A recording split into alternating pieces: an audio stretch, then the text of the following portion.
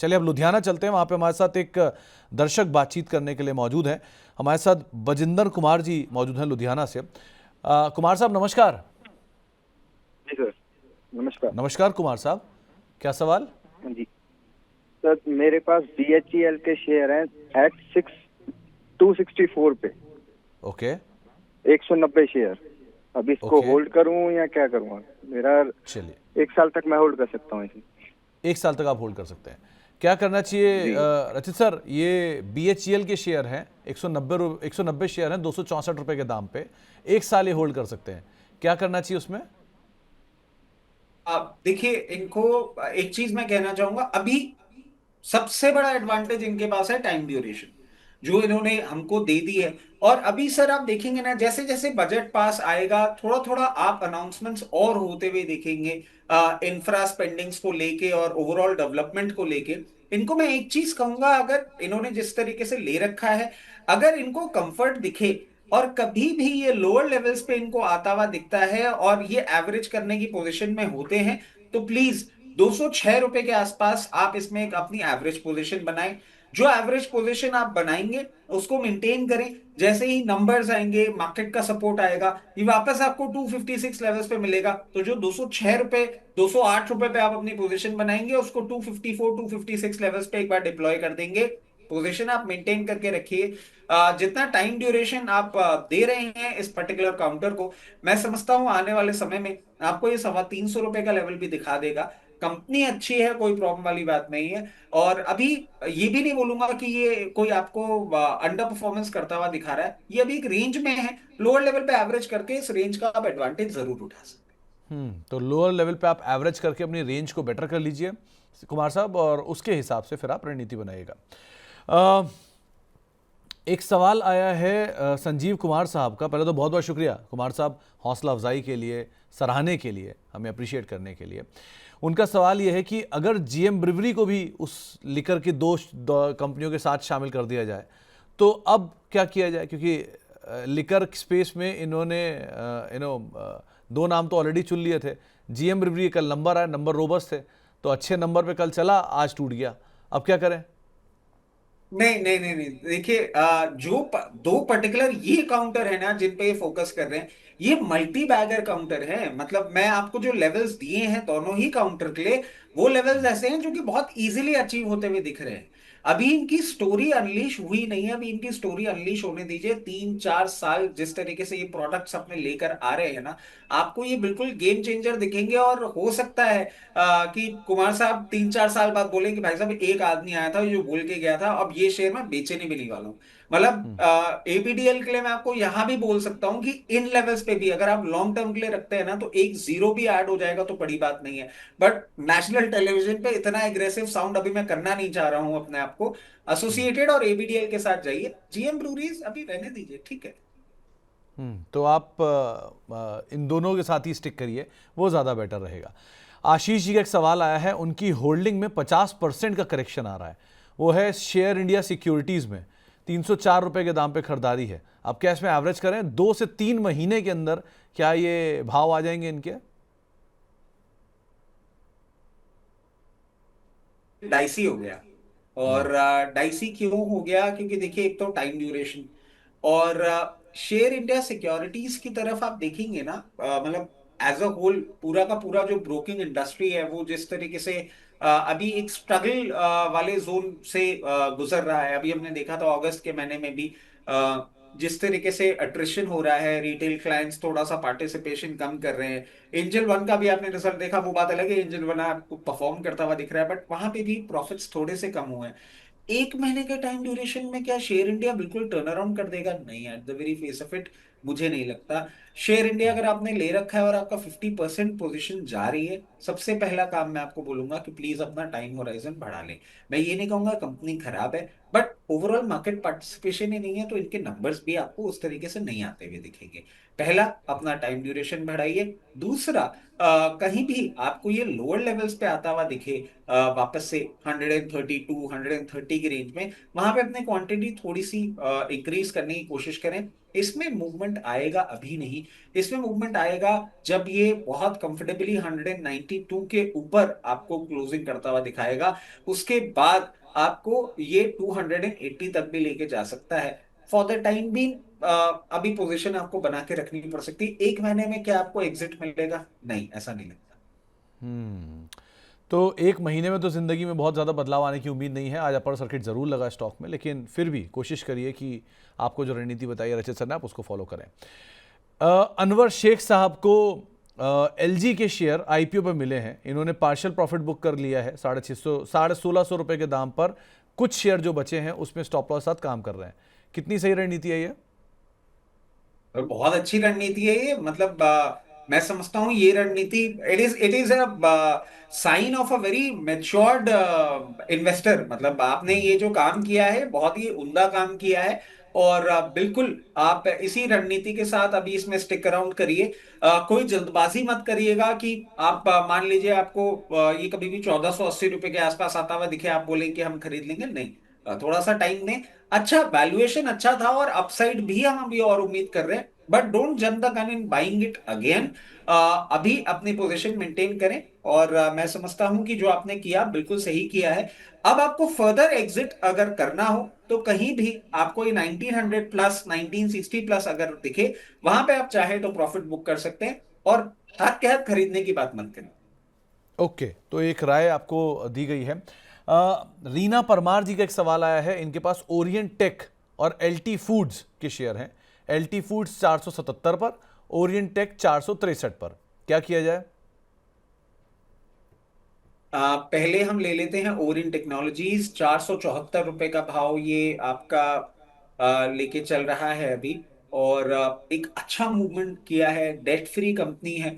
और कुछ quarterly profits भी इंप्रूव होते हुए दिखे हैं। वैल्यूएशन कंफर्ट भी है। मैं इनको एक ही चीज सजेस्ट करूंगा, आराम से अभी आप इसमें पोजीशन बना के रखें। रीसेंट टाइम्स में ही आपने इसको 505 रुपए लेवल पे भी आते हुए देखा था। हल्का सा एक बेस फॉर्मेशन कर रहा है। मैं समझता हूँ जिस तरीके से ये प्लेस्ड है, बहुत कंफर्टेबली आपको बहुत नियर टर्म में ये 598 तक के लेवल्स दिखाने का दमखम रखता है। तो पोजीशन आप बना के रखिए। उसके साथ साथ इन्होंने ले रखा है KRBL, नहीं, एलटी फूड्स ना सर? जी जी।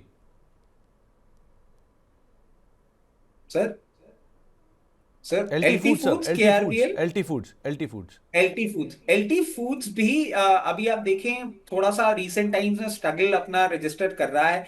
बट कोई प्रॉब्लम वाली बात नहीं है जिस तरीके से ये पोजीशनड है। मैं समझता हूं अभी इसमें आपको अच्छा अपसाइड देखने को मिल सकता है। सबसे पहला लेवल 472, और 472 के बाद 504 के लेवल्स भी ये दिखाएगा। पोजीशन दोनों ही काउंटर्स आपके अच्छे हैं, मेंटेन करिए। तो दोनों पोजीशन अच्छी हैं, आप बने रहें, ज़्यादा बेटर है। हमारे साथ बातचीत करने के लिए यमन देव साहब मौजूद हैं रायपुर से। देव साहब नमस्कार। नमस्कार नमस्कार सर। नमस्कार देव साहब। दो सवाल था सर। जी नमस्कार पूछिए। नमस्कार सर। हेलो। जी पूछिए देव साहब। हेलो। हाँ, ये सर दो शेयर पे था मेरा। RTN इंडिया 614 शेयर है सर 72 में। और दूसरा है सर IRB 1000 शेयर है 55 में। इसमें क्या ओके। करें सर अभी, और क्या एवरेज कर सकते हैं क्या दोनों में? ये दोनों आपने खरीदे कैसे थे देव साहब? 614 में है सर RTN इंडिया। नहीं नहीं, किसके कहने पे खरीदे थे? आपने खुद निकाले थे? 614 शेयर है सर 72 में। ठीक है देव साहब, लेकिन आपने खरीदे थे जो शेयर, किसी के कहने पे कहे थे या खुद आपने निकाले थे? 55 में। जी जी जी जी, क्या करें सर, एवरेज कर सकते हैं क्या, ये बताएंगे? चलिए खैर। रचित सर क्या किया जाए? IRB इंफ्रा के 55 शेयर हैं, 55 रुपए के दाम पर 1000 शेयर हैं। और दूसरा रतन इंडिया एंटरप्राइजेज है, ये शायद 614 रुपए के दाम पे उन्होंने 614 शेयर है 72 रुपए के दाम पे।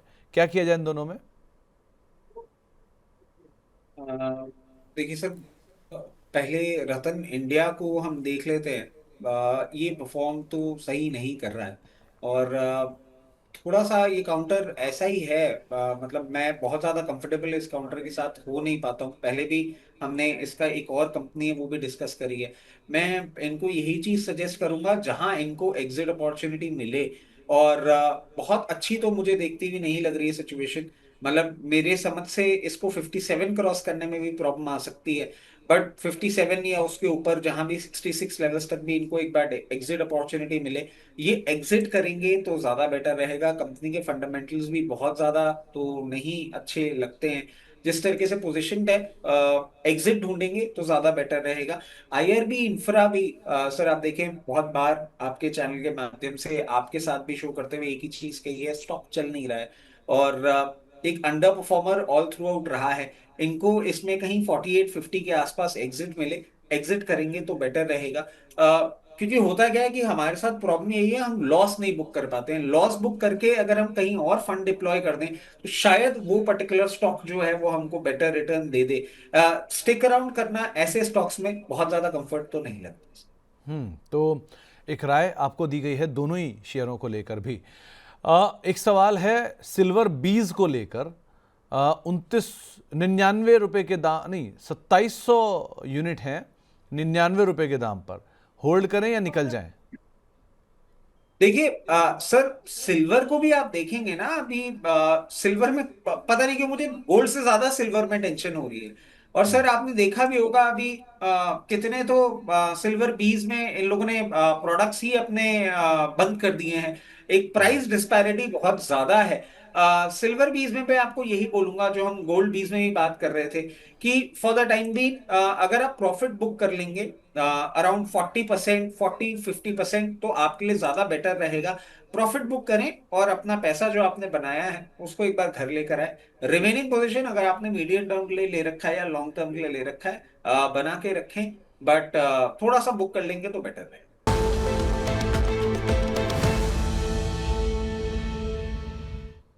अच्छा सर, क्या चुन के लाए आज आप? सर सबसे पहले एक छोटा सा अपडेट, लास्ट टाइम जब आपके साथ थर्सडे को शो कर रहे थे तो असाही आपके शो के माध्यम से कॉल दी थी, 879 लेवल्स पे कॉल दिया था।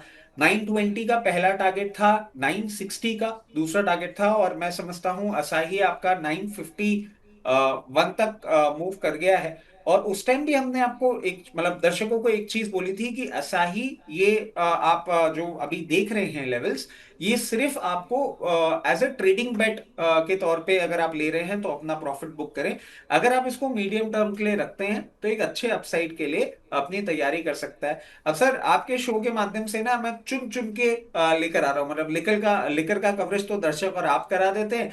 ऑटो सेक्टर जो है वो मैं कवरेज में लगा हुआ हूँ। मैं समझ रहा हूँ सर, अब जिस टाइम पे हम जा रहे हैं ना, इस टाइम पे अब गवर्नमेंट की तरफ से आपको ऑर्डर्स आते हुए दिख सकते हैं। बजट के पास हम जा रहे हैं, कुछ स्टेट गवर्नमेंट्स भी ऑर्डर करेंगी इलेक्ट्रिक बसेस का।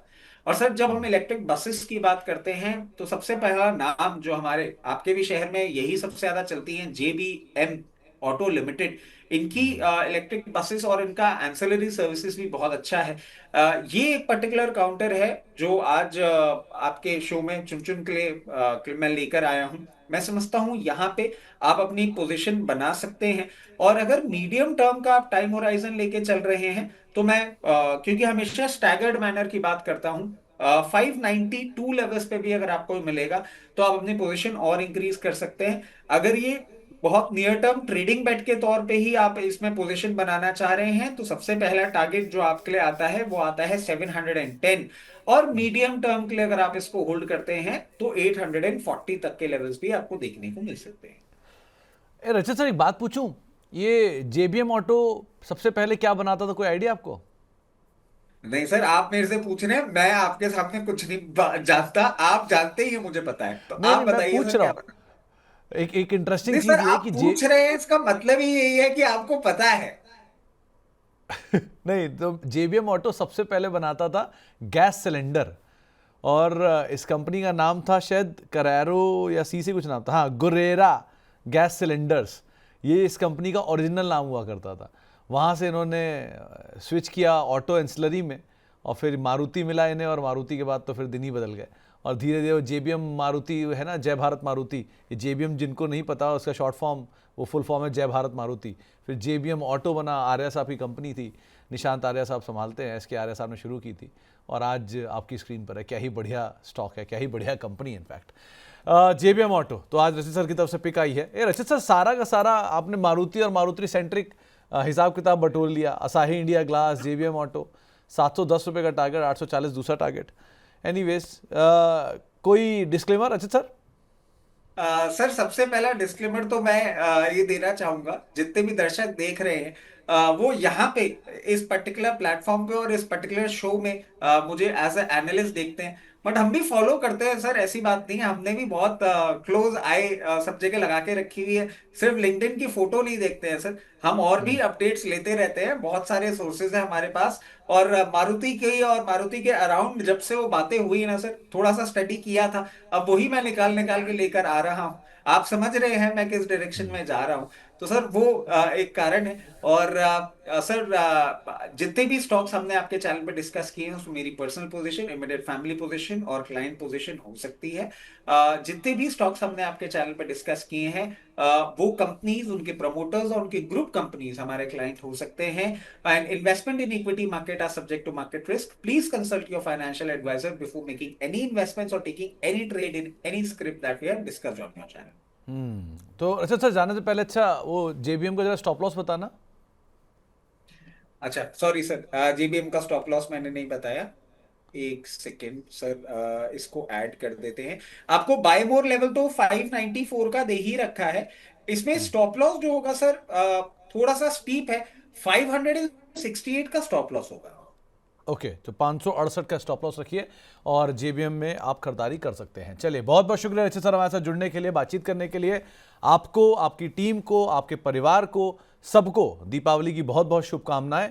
उम्मीद है बढ़िया रहे आपका फेस्टिवल। आगे आपसे जब मुलाकात होगी तो दीपावली हो चुकी होगी, लेकिन बहुत बहुत शुक्रिया सर हमारे साथ जुड़ने के लिए। और सभी को एक बढ़िया फेस्टिविटीज़ आपके घर में, आपकी टीम में रहे। और अगले संवत में अब आपसे मुलाकात करते हैं।